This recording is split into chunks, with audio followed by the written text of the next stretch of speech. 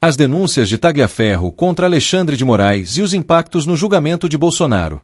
O primeiro dia do julgamento, que pode marcar de forma definitiva a trajetória política de Jair Bolsonaro no Supremo Tribunal Federal, STF, já entrou para a história não apenas pelo seu simbolismo, mas também pelas denúncias inesperadas que surgiram em paralelo. No epicentro da polêmica está Eduardo Tagliaferro, ex-assessor de Alexandre de Moraes, que decidiu levar ao Senado graves acusações contra o ministro relator do caso. Tagliaferro afirmou que documentos teriam sido manipulados para sustentar operações da Polícia Federal contra empresários bolsonaristas e que Moraes teria autorizado a inserção retroativa de despachos em processos físicos. Além disso, em uma fala que ecoou fortemente nos corredores de Brasília, declarou que ter uma cariação frente a frente com Moraes seria o maior prazer de sua vida. Essas falas não só ampliaram as tensões já existentes em torno do julgamento de Bolsonaro, como também colocaram em xeque a lisura do processo e o comportamento de uma das figuras mais poderosas do judiciário. Para entender a profundidade dessa crise, é preciso analisar os elementos trazidos por Tagliaferro, o contexto do julgamento e as possíveis consequências políticas e institucionais desse imbróglio. Quem é Eduardo Tagliaferro? Eduardo Tagliaferro atuou como assessor de Alexandre de Moraes e, durante seu período no gabinete, teve acesso a informações sensíveis relacionadas a inquéritos que tramitavam sob relatoria do ministro.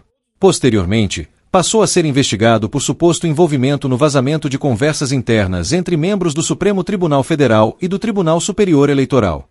Negando qualquer responsabilidade, Tagliaferro deixou o Brasil e atualmente encontra-se na Itália. Sua extradição já foi solicitada pelo Itamaraty, mas ainda não foi efetivada. Apesar da distância geográfica, suas declarações ecoaram fortemente no cenário político e jurídico nacional, principalmente por terem sido feitas durante uma audiência pública no Senado. Sua relação próxima com Moraes e o acesso privilegiado a documentos aumentam a gravidade de suas denúncias. Críticos afirmam que ele busca se defender atacando o ministro. Aliados veem em suas falas a confirmação de um suposto abuso de poder no Supremo. O desejo de acariação, confronto direto com Moraes.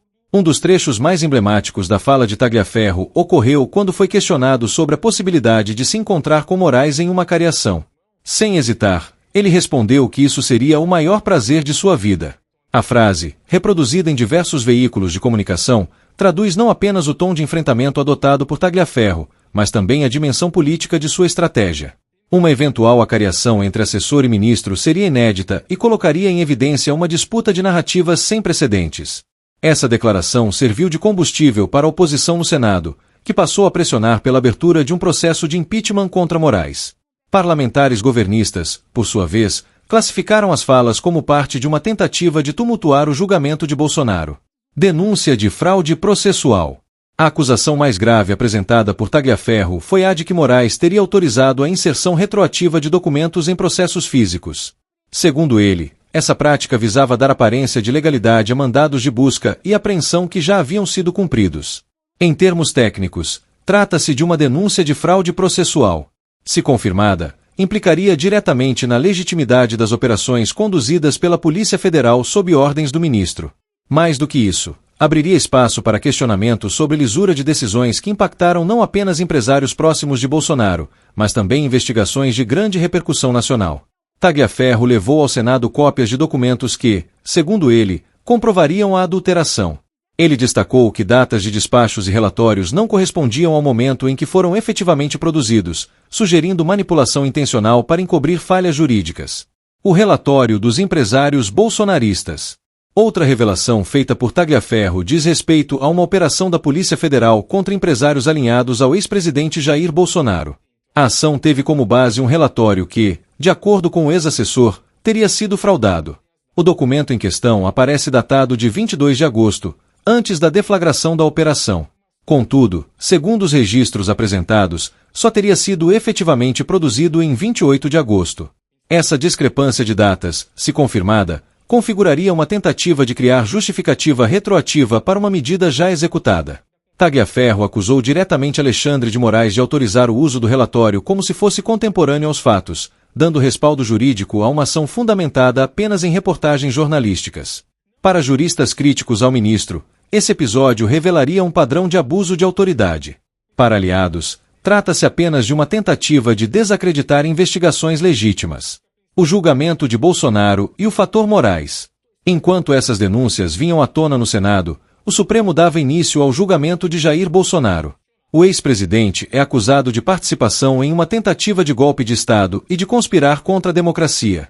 O relator do caso é justamente Alexandre de Moraes, que fez a leitura do relatório inicial. Isso reforça ainda mais a dimensão das denúncias, pois coloca em dúvida a imparcialidade de quem conduz um dos processos mais relevantes da história recente do Brasil. Setores da oposição passaram a exigir a suspensão imediata do julgamento, alegando falta de isenção. Já o governo e aliados de Moraes afirmaram que as acusações não passam de uma estratégia para adiar a responsabilização de Bolsonaro. O fato é que a sobreposição dos dois episódios, julgamento e denúncias, criou uma atmosfera de instabilidade institucional que pode influenciar tanto o desfecho jurídico quanto o clima político no país. Reações políticas. As falas de Tagliaferro repercutiram fortemente no Congresso Nacional. Senadores da oposição intensificaram pedidos de impeachment contra Alexandre de Moraes, alegando crime de responsabilidade. Deputados federais também passaram a articular a instalação de uma comissão parlamentar de inquérito, CPI, para investigar as denúncias. Parlamentares aliados ao governo, no entanto, minimizaram as declarações, classificando-as como narrativas sem provas e lembrando que Tagliaferro responde a investigações por vazamento de informações sigilosas. No Palácio do Planalto, a orientação foi de cautela. Integrantes próximos a Lula afirmaram que o governo não pretende se envolver diretamente na disputa, mas reconhecem que qualquer desdobramento pode impactar o andamento de pautas importantes no Congresso. Possíveis consequências jurídicas. Caso as acusações de Tagliaferro avancem e sejam comprovadas, os desdobramentos podem ser profundos. Impeachment de Alexandre de Moraes. Embora improvável, a pressão política pode levar o Senado a considerar o afastamento do ministro. Anulação de processos. Investigações baseadas em documentos supostamente adulterados poderiam ser questionadas, inclusive a operação contra empresários bolsonaristas. Revisão do julgamento de Bolsonaro. A lisura do processo pode ser contestada, gerando pedidos de suspensão ou até de anulação. Crise institucional. Uma disputa aberta entre Senado e STF colocaria em xeque a harmonia entre os poderes. Análise final. Um divisor de águas. O que se vê neste início de setembro de 2025 é um cenário em que a política e a justiça caminham em paralelo, mas de forma colidente. De um lado, um julgamento histórico que pode definir o futuro político de Jair Bolsonaro. De outro, denúncias que atingem o coração do processo e o próprio ministro relator. Eduardo Tagliaferro, até então um personagem secundário, ganhou protagonismo ao trazer acusações que, se não forem investigadas a fundo, deixarão uma sombra permanente sobre o STF. Independentemente da veracidade das denúncias, o episódio já serve como alerta sobre a necessidade de maior transparência e controle nas instâncias mais altas do judiciário. Para um país que ainda busca consolidar sua democracia, a credibilidade das instituições é tão importante quanto a punição de eventuais culpados. A crise entre Moraes e Tagliaferro pode ser lembrada, no futuro, como um divisor de águas, ou pela comprovação de abusos e consequente responsabilização, ou pela constatação de que as denúncias eram apenas mais uma peça na guerra política que domina o Brasil contemporâneo.